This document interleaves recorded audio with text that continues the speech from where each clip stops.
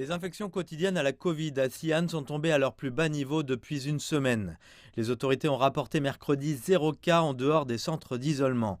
Toutes les nouvelles infections ont été détectées parmi les personnes en quarantaine. La ville donne la priorité à la prévention contre la Covid dans les villages urbains. Près de 300 cas ont été détectés dans ces zones.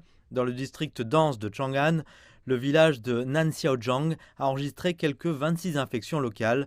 Une interdiction stricte de voyager reste en place pour ces près de 2000 habitants.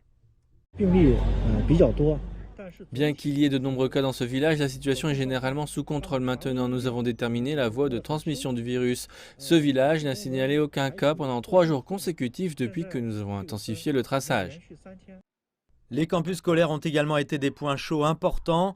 Les autorités affirment que près de 200 cas ont été détectés dans des collèges et des universités de la province du Shaanxi. Les écoles ont déplacé la plupart des cours et des programmes en ligne. Nous poursuivrons nos efforts pour gérer les affaires des étudiants en douceur et apporter notre soutien.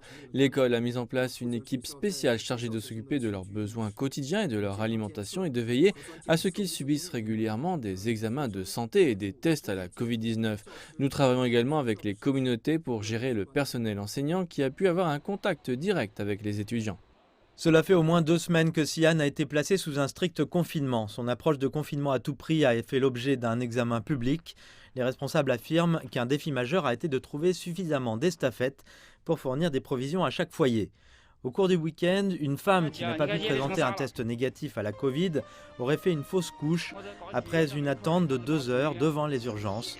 Selon les dernières investigations, l'hôpital est responsable de l'accident. Son directeur général, Fan Yuhui, a été suspendu de ses fonctions et plusieurs autres personnes ont été licenciées. Dans un autre cas, un homme souffrant de graves douleurs thoraciques est mort après 8 heures d'attente. Sa fille a déclaré que tous les hôpitaux qu'elle avait contactés avaient refusé de l'admettre en raison des règles strictes anti-Covid. Une vidéo est devenue virale montrant un homme agressé par des travailleurs de première ligne. Il est rapporté qu'il tentait de quitter son domicile pour acheter des brioches à la vapeur. Des responsables ont par la suite indiqué que les travailleurs en question avaient été identifiés et punis. Récemment, les habitants n'ont pas pu accéder à leur carte d'assurance maladie suite à un dysfonctionnement du système de code QR de la ville. Ce dysfonctionnement a conduit à la suspension de Liu Zun, responsable du bureau des mégadonnées de Xi'an. Entre-temps, les autorités affirment que davantage de canaux sont ouverts pour accélérer la circulation des biens essentiels. Elles demandent également que davantage d'hôpitaux soient ouverts pour ceux qui ont un besoin urgent de soins médicaux.